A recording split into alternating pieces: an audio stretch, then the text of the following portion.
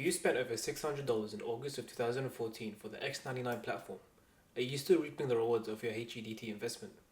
Released amidst the Intel quad-core dark ages, a period of time between 2011 and 2017 where Intel's mainstream offerings capped out at 4 cores and 8 threads. Most consumers looking for a more high-end solution would have to fork up the dough and jump ship to the HEDT platform or high-end desktop. Clocking in at a base clock of 3.3 GHz and boosting up to 3.6 GHz, this 140 watt chip can natively support DDR4 2133 through a quad channel memory controller, something you don't even see on modern consumer boards such as the Z890 and the X870. Back in 2014, not many games could utilize the 5820k's 12 threads, but in 2025, that story might be different.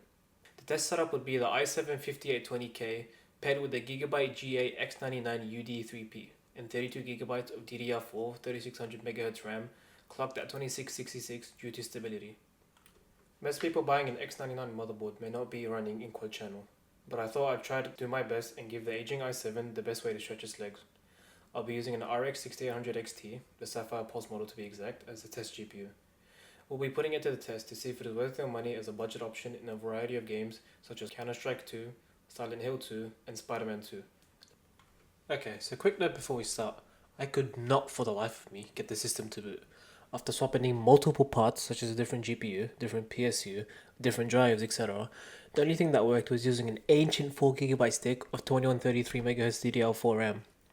Any other stick that I had, including 3200MHz or even 2666, did not work. It would just boot loop.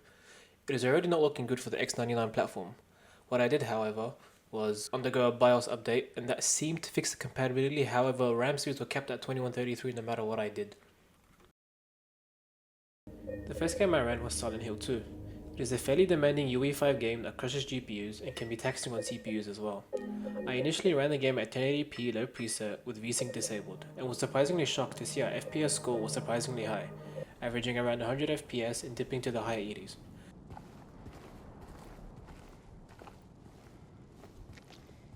Upon walking down the steps towards the forest, the game's notorious stutters kicked in, dropping our 0.1% lows to the low 50s, and lowering our average frame rate to around the mid 80s.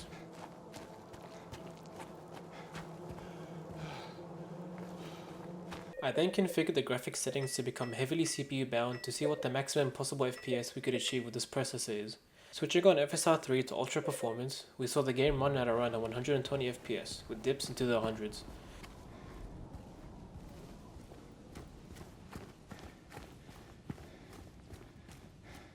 Even with such a low rendering resolution, the 6800 XT's utilization was still in the mid 90s, which is pretty high for basically 540p gaming.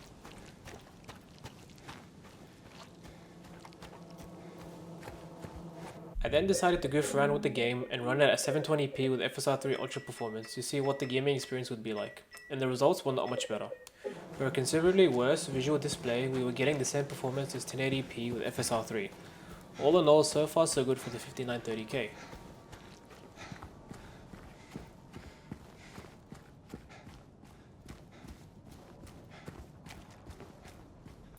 The next game I tried was Spider-Man 2. Unfortunately, my recording footage got corrupted, but I can tell you that at 1080p medium settings, the game was playable, averaging 60 FPS with frequent dips below that. But the game would do this almost freezing, like the game would just stop, but the frame rate and the actions would still be fine. I've seen this behavior before on older CPUs. It's almost as though the engine is waiting for the CPU to do something. This old 6-core is struggling to keep up with native PS5 games. I suspect an overclock to something around 4.1 or 4.2 GHz could alleviate this issue, but that would increase both heat and power consumption. The last game I tried was CS2, running the community-made benchmark tool. Setting the graphics quality to medium with FSR disabled at 1080p, I saw the game average around the 200s with dips into the 170s.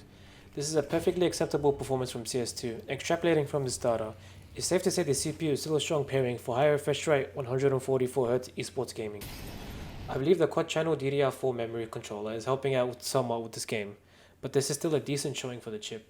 Unfortunately, I wanted to try Fortnite as well, but at the time of recording, the new season dropped, and it takes a goddamn fortnight to get updated because of my shitty Wi-Fi. So hopefully in the next video, I'll have some numbers for you. Therefore, should you be eyeing an X99 motherboard and CPU combo? If you can get it at a good price, these X99 motherboards are still worth a lot on the second-hand market. I was able to purchase this combo with the 8GB RAM stick for about 150 Aussie dollars, which is around 100 USD, and I reckon at that price it's a solid deal. However, I'd probably save up a bit more cash in either Ryzen 5 3600 from AliExpress, which usually goes for around 90 Australian dollars or 60 USD, and a cheap B450 motherboard for around 70 Australian dollars or 45 USD.